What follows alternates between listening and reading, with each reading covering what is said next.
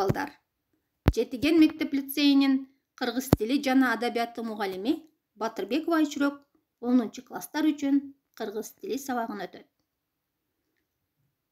Балдар, биз өткөн сабакта этиштин татаал формалары жөнүндө кеп кылган элек. Этиштин татаал формалары жардамчы жана негизги этиштерден турарын билгенбиз. Ал эми бүгүн болсо темабыз жардамчы этиштин түрлөрү жөнүндө маалымат алабыз жана жардамчы этиштердин түрлөрүн кебибизде ыңгайына жараша колдонууну үйрөнөбүз. Балдар, жардамчы этиштердин түрлөрү 3 топко бөлүнөт. Кыймыл-аракеттин узакка созулушун билдирген жардамчы этиштер, кыймыл-аракеттин бир жакка багытталышын билдирген жардамчы этиштер, кыймыл-аракеттин толук иштелишин билдирген жардамчы этиштер болуп, жардамчы этиштер 3 топко бөлүнөт. Кыймыл-аракеттин узакка созулушун билдирген жардамчы этиштерге жат, отур, тур, жүр деген жардамчы этиштер уюштурат. Мисалы, жүрүп отурду, бара жатты, окуп жүрдү. Ал эми кыймыл-аракеттин бир жакка багытталышын билдирген жардамчы этиштерге кел, кет, бар деген жардамчы этиштер кирет.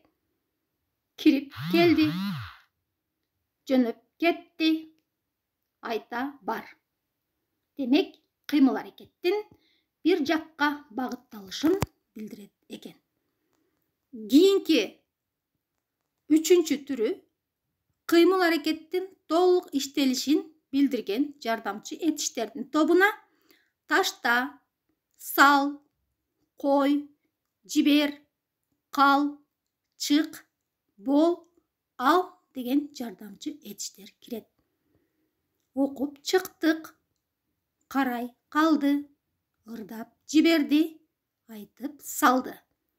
Өзүңөр байкагандай, кызыл менен белгиленген чык, кал, жибер, сал деген жардамчы этиштер кыймыл-аракеттин толук иштелишин билдирген жардамчы этиштердин тобуна кирет экен. Балдар, келгиле жардамчы этиштердин түрлөрү боюнча бышыктоо көнүгүүсүн аткарып көрөлү. 111 көнүгүүдө тексттеги сүйлөмдөрдөн жардамчы этиштердин түрлөрүн аныктагыла. Бала көзү ачык бойдон магдырап жата берди. Анын көңүлүн айнытып албайын дегенсип, эне унчукпай калды. Бир маалда Абдрахман башын көтөрө калды. Баланын колундагы комуздун кылдары жүрөктү сайгылап, дирилдей баштады. Бул убакта бирин сериндеп келген кишилер үйгө толуп кетти. Келгендер күү аяктаганча тынчыгып отурушту. Күү аяктап калган. Аңгыча Султаналы кирип келди. Үйдөгүлөр жапырт туруп калышты. Зуура да шашкандан колундагы чынысын таштап жиберди.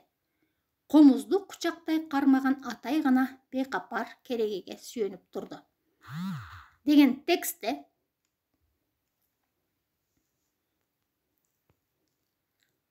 бала көзү ачык бойдон магдырап жата берди деген сүйлөмдө жата берди деген бул этиштин татаал формасы.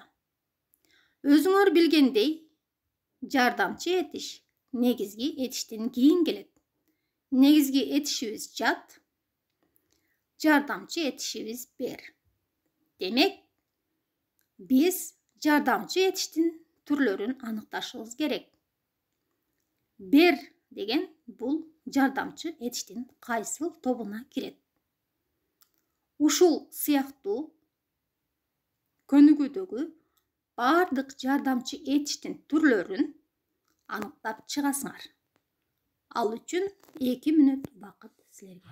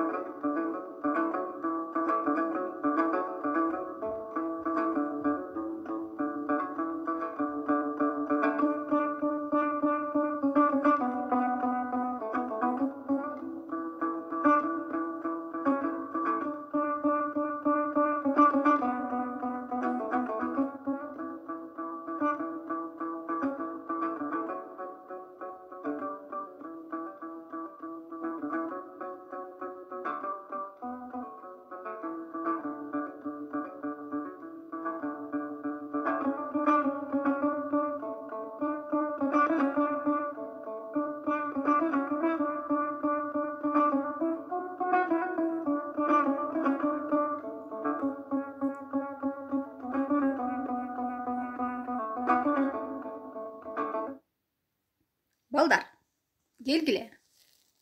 Көнүгүнү текшерип алалы. Биринчи сүйлөмдөгү жата берди деген татаал этиштин формасындагы жардамчы этишибиз бер деген жардамчы этиш кыймыл аракеттин узакка созулгандыгын билдирген жардамчы этиш. Ал эми экинчи сүйлөмдөгү анын көңүлүн айнытып албайын дегенсип эне унчукпай калды деген сүйлөмдө кал бул кыймыл аракеттин толук иштелип бүткөндүгүн билдирген жардамчы этиштин тобуна кирет. Ал эми бир маалда Абдрахман башын көтөрө калды. Бул жерде дагы кал деген жардамчы этиш кыймыл аракеттин толук иштелип бүткөндүгүн билдирген жардамчы этиш.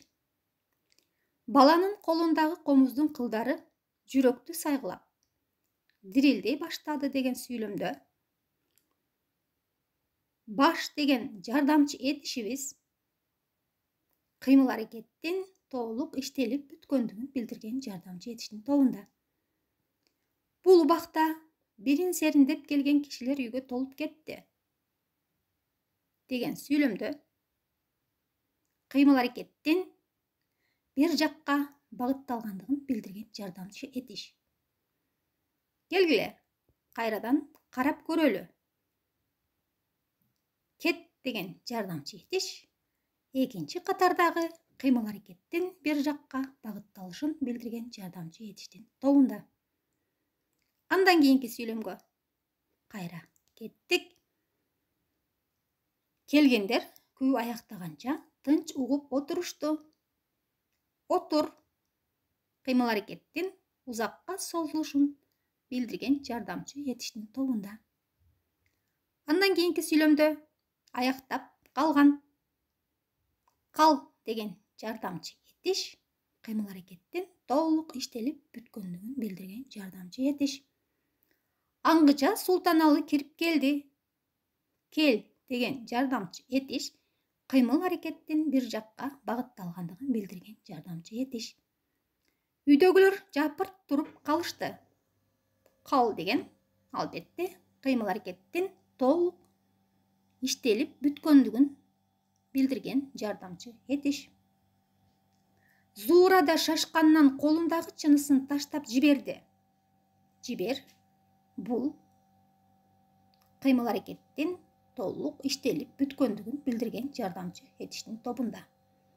Комузду кучактай кармаган атай гана бейкапар керегеге сүйөнүп турду.